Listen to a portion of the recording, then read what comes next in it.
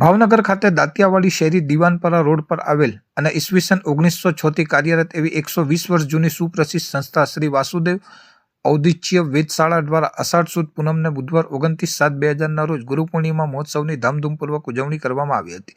છેલ્લા સાડા દાયકા કરતાં પણ વધુ સમયથી આ સંસ્થા દ્વારા ભૂદેવોને વિનામૂલ્યે શાસ્ત્રો તેમજ કર્મકાંડનું ઉત્તમ શિક્ષણ આપી ધાર્મિક કાર્યો માટે સક્ષમ બનાવવામાં આવે છે.